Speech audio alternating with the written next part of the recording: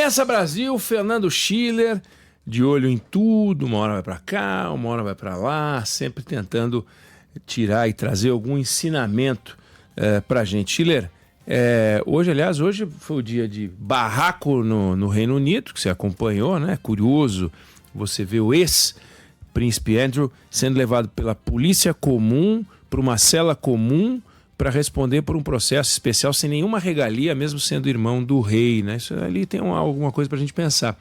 E aqui uma discussão que é importantíssima, que envolve dois poderes da República. Quer dizer, a gente tem o Supremo de um lado, na figura do Flávio Dino, de olho nas confusões do orçamento e de olho nas confusões da remuneração no poder público. E agora, hoje ele tomou, foi anunciada uma decisão dele, que é uma decisão que proíbe o poder legislativo de pensar em legislar sobre algum assunto, no caso, o assunto ligado à remuneração. Queria te ouvir, Schiller. Tudo bem, Oneg, Ferretti, Larissa? Sobre o príncipe Andrew, olha, eu sou da geração muito jovem, é verdade, na época da Guerra das Malvinas, nunca estava ainda saindo do ensino médio, e a Guerra das Malvinas, o príncipe Andrew, como uma espécie de herói da monarquia inglesa, um jovem príncipe, muito galante, etc., que aquilo simbolizava, né, a potência da Great Britain, né, da Inglaterra, etc., e agora esse destino trágico, ele acaba entrando, né, e mostra basicamente o seguinte: não tem foro por prerrogativa de função, foro privilegiado, quer dizer, a justiça comum, isso que tu falaste, quer dizer, em tratamento comum ele perde lá os seus títulos dinásticos, né. Certamente é uma lição para o Brasil, né? O Brasil, que é o país, nós somos campeão mundial de foro privilegiado, agora nós temos foro eterno, né, para quem era ex-político. Imagina que até ex-político tem os seus processos mantidos no Supremo Tribunal Federal. Então tem muita lição aí, mas é muita coisa para a gente comentar, né? Mas eu queria falar sobre esse tema do Flávio Dino, né? Porque o ministro Flávio Dino pensou, ele parou em casa, passou algumas semanas desde aquela sua decisão. O que ele fez algumas semanas atrás? Ele deu 2 meses para os governos em todo o Brasil, municípios, estados, a União, justificarem qualquer tipo de pagamento extra-teto que não tenha suporte legal. Então não tem suporte, tem que dizer, né? Eu até fico curioso, viu, Eneg, para saber como é que isso vai ser publicizado, porque nós temos 5.500 municípios no Brasil, pouco mais, 27 estados, tem a União, que é gigante, né? Tem os poderes todos da República.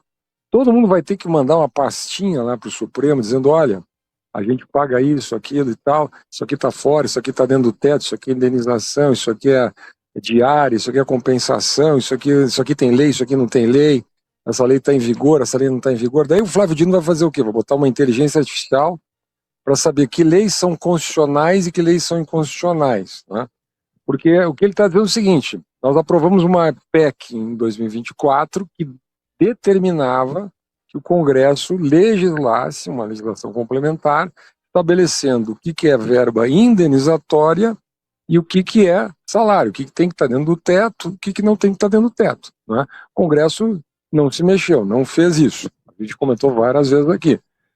Então o ministro perdeu a paciência, e acordou de manhã, meio sem paciência, e disse, bom, agora nós vamos resolver. Ele determinou não, eu não sei usar exatamente a palavra, mas ele recomendou, sugeriu, mandou, ameaçou, alguma coisa ele fez com a Praça dos Três Poderes lá do outro lado, Poder Legislativo, dizendo o seguinte: se vocês não legislarem, se vocês não fizerem uma lei complementar, como está dito na Constituição, desde 2024 vocês têm que fazer, nós vamos fazer. Nós vamos fazer a tal da omissão legislativa. Daí o Supremo vai decidir, só o Supremo vai decidir. É isso que ele está escrevendo, inclusive nessa decisão de hoje, é uma decisão de 13 páginas, onde ele diz claramente isso, repete claramente isso.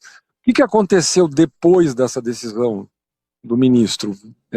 Surgiram no Brasil inteiro pagamentos extemporâneos, adiantamentos, retroativos, etc. De novo, saíram nos jornais, na mídia. Então você tem a promotora no Rio de Janeiro com mais de 3 milhões, você tem vários magistrados em Santa Catarina com mais de 2, 2,5, 2,600, etc.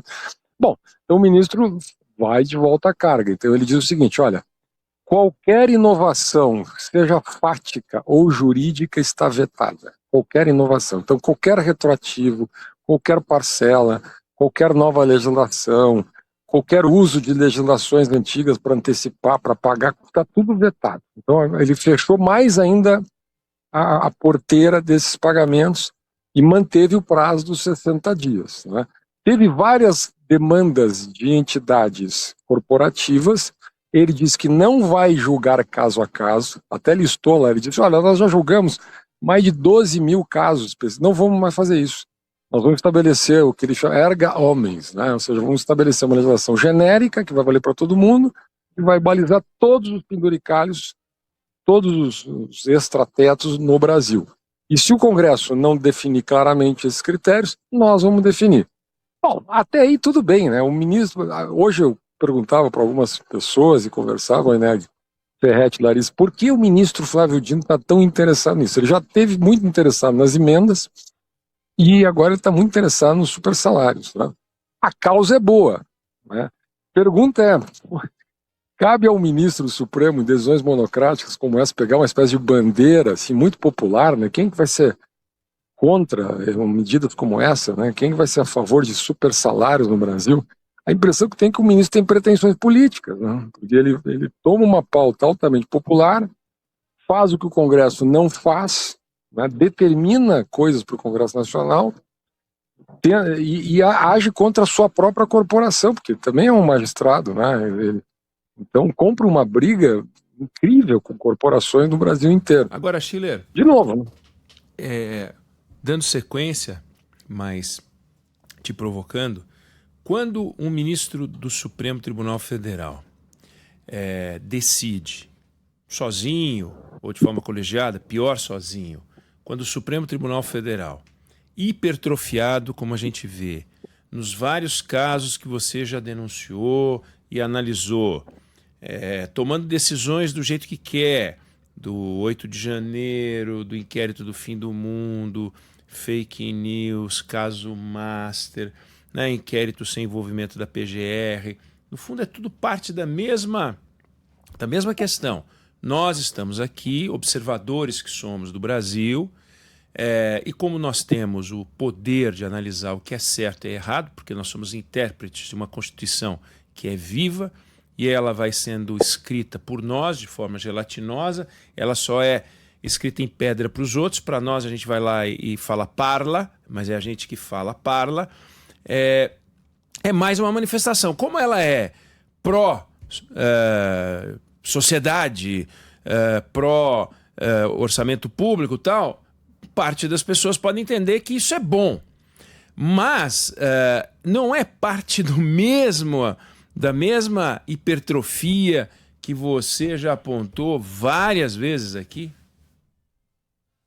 Olha, Neg, essa é uma bela questão, né? Eu diria assim, o que aconteceu? O ministro recebeu uma demanda, né, relativa aqui ao município do estado de São Paulo, sobre pagamentos de honorários advocatícios, se não me engano, da advocacia do município, enfim, e a partir dali ele tomou uma decisão. Numa visão mais restrita do direito, né, ele deveria tomar aquela decisão, ponto.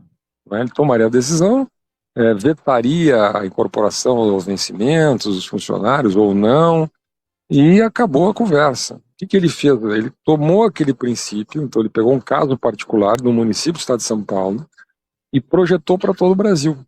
Projetou para todos os poderes, para todos os municípios, para todos os estados, para a União, né? Deu prazo, determinou o Congresso Nacional que mexa, né? Em ano eleitoral é difícil acontecer.